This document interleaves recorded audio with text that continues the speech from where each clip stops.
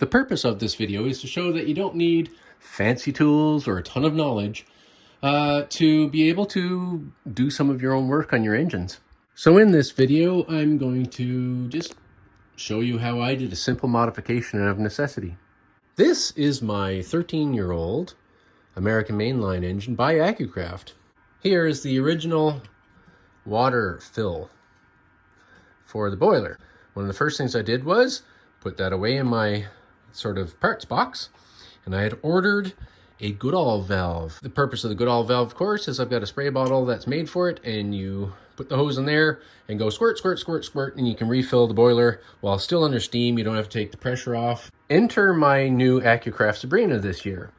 Under this cap is the filler plug that came with this engine. When I was first running this engine, I thought, okay, let's try it with a Goodall valve. So out of this engine, I took the Goodall valve, put in there, had a hard time screwing it down because, well, now it's in a recess. But I managed. It was difficult because of how recessed it was. I had to use a special tool to get it down in there, and it was hard to get. I had a hard time getting it out. And for my birthday, my family got me a bunch of G-scale stuff, and one of the things was enter a company that says this is a universal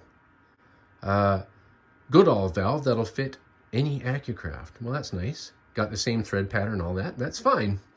Only problem is it was a nut shape. See, I filed it all, but I'll get to that in a second.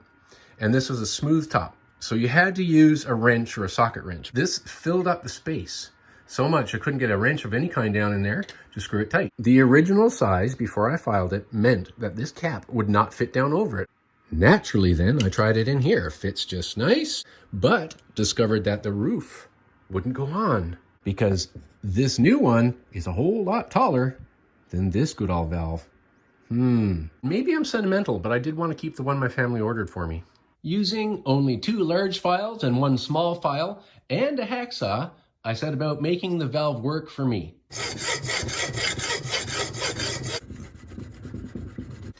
There we go. And I've got my screwdriver. This is an unused screwdriver, which can now sit in the kit that I carry around with this locomotive. See, it's in. Perfect. Easy. I can easily take it out, fill the boiler at the start of the run, and use the Goodall valve. Now, question of the moment is, will the cap fit? Yes. It doesn't have to look pretty, but it works. And besides, it's hidden under the cap. There's my little video to show anybody can do anything.